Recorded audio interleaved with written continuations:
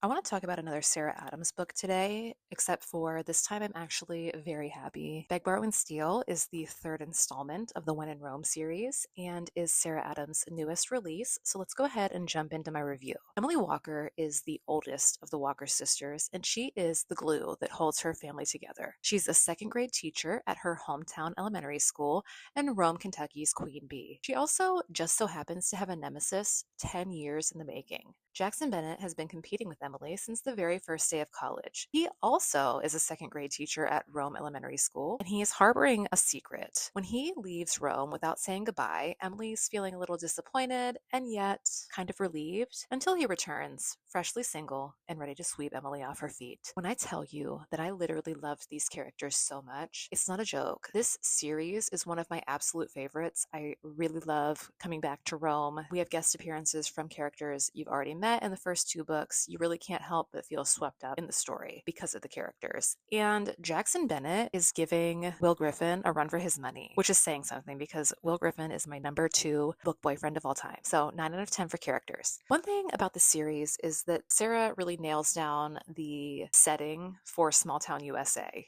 It's perfect. Everyone in Rome is so goddamn nosy and in everyone's business. It really feels so real. So for that, atmosphere is a 10 out of 10. I laughed and I cried and I talked out loud to myself while reading this book. She really nails her writing down and it's like perfect in almost every way. I have to deduct a point for repetitive details because I know that Emily has green eyes. You've told me in 2 other books and you don't have to keep reminding me that she has green eyes in this book. I got it the first time. 9 out of 10 for writing. For a plot, we've kind of already covered a lot of what happens. There is a conflict at the 80% mark, and it had me feeling a little upset. But one thing that you can trust is that the characters are extremely emotionally intelligent, so the conflict really only lasts for like a page and a half, and then it's smooth sailing. 9 out of 10 for plot. This book took me 6 hours to read. I took breaks, but I was right back into the story as quickly as I could be. 10 out of 10 for intrigue and enjoyment. Now, the one thing that I have an issue with in terms of logic for this book is that I needed a little bit more resolution between Jackson and his family. And that's my only complaint. 9 out of 10 for logic, which means that Beg, Borrow, or Steal averages 9.43 out of 10, making it another 4.75 star read for me. And Jackson Bennett,